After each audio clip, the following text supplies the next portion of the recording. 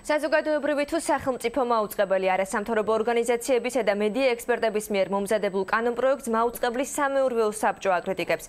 საკანონმდებლო ინიციატივა სწორედ საბჭოს დაკომპლექტების ახალ წესს ითვალისწინებს. ვინ აირჩევს ბორდის წევრებს და კანონპროექტი, რომლის განხილვასაც პარლამენტი უახლოეს პერიოდში დაიწყებს. დოკუმენტს დღეს დავით საგარელი გაეცნო და მედია ექსპერტების არგუმენტებიც მოისმინა.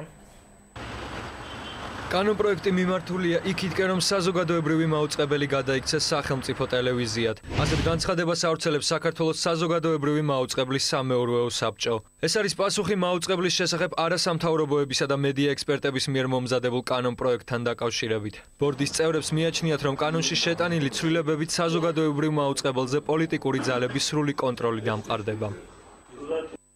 საზოგადოებრივი მაუწყებლის სამეურვეო საბჭოს დაუშვებლად მიაჩნია წარმოდგენილი საკანონმდებლო ცვლილების მიღება საქართველოს პარლამენტის მიერ. აღნიშნული ცვლილების მიღება ჩვენს მიერ აღიქმება საზოგადოებრივ მაუწყებელზე ზეწოლად და მისი დამოუკიდებლობის ხელყოფის მცდელობად. საკანონმდებლო ინიციატივის მიხედვით იცვლება მაუწყებლის სამეურვეო საბჭოს დაკომპლექტების წესი, ის 9 წევრიანი ხდება. მათგან 3 წარმომადგენელს საპარლამენტო უმცირესობა წარადგენს, 3-ს უმრავლესობა ან ყველაზე მეტი წევრის მქონე ფრაქცია. 2 წევრს საქართველოს სახალხო დამცველი, ხოლო 1 წევრი აჭარის ავტონომიური რესპუბლიკის საზოგადოებრივი მაუწყებლის სამეურვეო საბჭოს თავმჯდომარე იქნება.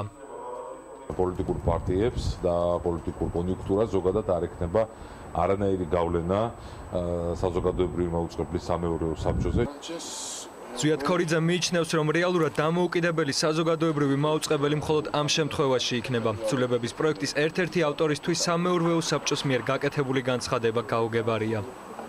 1 ოქტომბრამდე 13 წევრიდან 12 იყო ერთი პოლიტიკური გუნდის უსიტყვო მხარდამჭერი.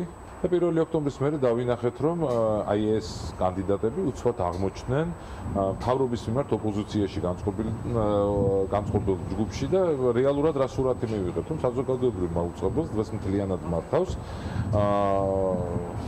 ოპოზიციაში მყოფი ნაციონალური მოძრაობის მხარდამჭერთა ჯგუფი. საკანონმდებლო ცვლილებების ავტორი ზვიად ქორიძესთან ერთად ჟურნალისტური ეთიკის ქარტიის აღმასრულებელი დირექტორი თამარ კორძაია და ჟურნალისტი ლაშა ტუღუში არიან. ცვლილებების პროექტი მათ უკვე შეიტანეს საკანონმდებლო ორგანოში. მის განხილვას კანონმდებლები უახლოეს პერიოდში დაიწყებენ.